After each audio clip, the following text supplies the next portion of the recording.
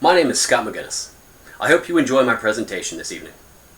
Food waste is apparent at every restaurant, every home, and on the passenger side floorboard of every busy American's car. We have an extremely high standard of food we put in our bodies. We want flavor, nutrition, and product variety to be high, while maintaining consistency, freshness, and price. The average American produces waste at every level of the food chain.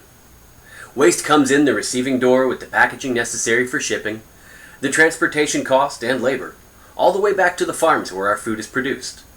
All for a customer to enter a food establishment, eat half a hamburger and leave it on the table. Or box it up and drive home to put the leftovers in the fridge for a week to be thrown away.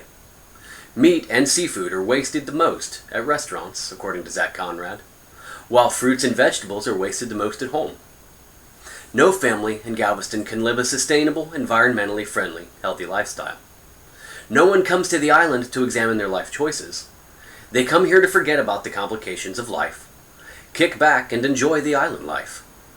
Island life is killing us as well as the planet. And the businesses providing service here all increase our unsustainability.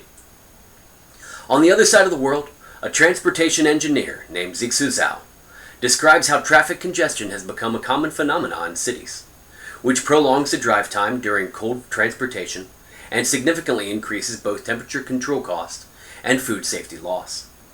None of Galveston's food is produced nearby. Look at where food comes from in Walmart, Kroger, or Randall's, three of Galveston's largest grocery stores. It is often more cost-effective to use non-locally sourced products than those close to home, because Galveston cannot produce enough to sustain all the local businesses. Small business without refrigerated truck deliveries must travel to Costco, Sam's Club, or Restaurant Depot for the goods they use. For Galveston small businesses, simply grocery shopping can be an all-day experience, and they have no guarantee the product will even be in stock. Living off the Texas coast limits our access to the vast resources of the Texas agricultural market. Fresh fruits and vegetables just a few miles to the north have become less affordable due to transportation costs. As a result, many of the island's inhabitants resort to canned and processed goods, despite the environmental and health instability they propagate. In other words, for many consumers, sustainability had become a luxury they could no longer afford. Not if they wanted to maintain their high standards. With the cost of sustainability initiatives on the rise, and consumers facing serious economic headwinds, as Fawcett's research shows, sustainability had been caught in the luxury trap. For Galveston, farm-to-fresh table produce is just not an option. Shmuel Nili provides the American moderate climate change and environmentalist skeptic point of view. To be sure, we will need to do something about the environment eventually, but to prophesize that environmental degradation will very soon threaten human survival on a massive scale is nonetheless too apocalyptic. The article refutes the skeptic point of view by extending the local argument to a world scale. Doomsday predictions, he says, regarding humanity's inability to tend to its basic needs are nothing new. And these predictions have been repeatedly shown wrong by technological progress. Clearly, there are still people living, working, and going to school here, as well as businesses that have not all folded under our current economic climate. We may need to leave the Earth to see the full scope of the issue.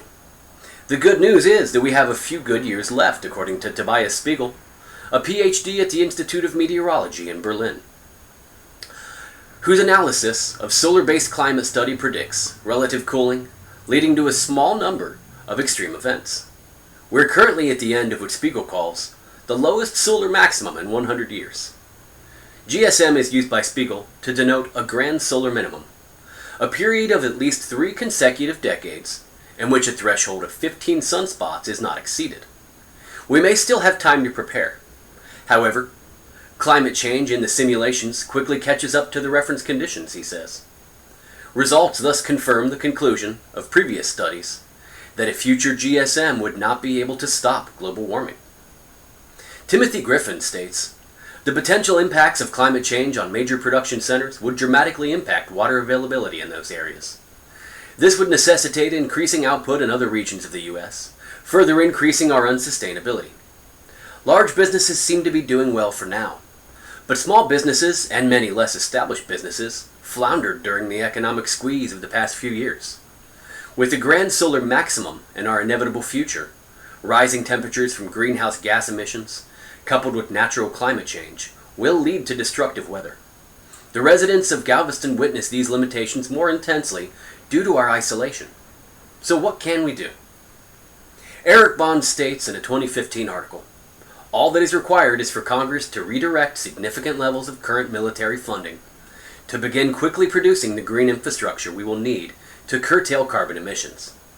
The best course of action for those that cannot leave is to learn everything they can about the issue. An honest appraisal of the situation must be acknowledged. We cannot change the world while we continue to feed the appetites that consume it. Forcing sustainable business practices by boycotting overpowered companies, while improving on the existing measures we have already taken. We can no longer afford to live in a world of disposable culture. Every one of us must work together to protect this island from ourselves. Personal sacrifices lead to saving Galveston Island. And saving Galveston Island means saving the world." Thank you for your time.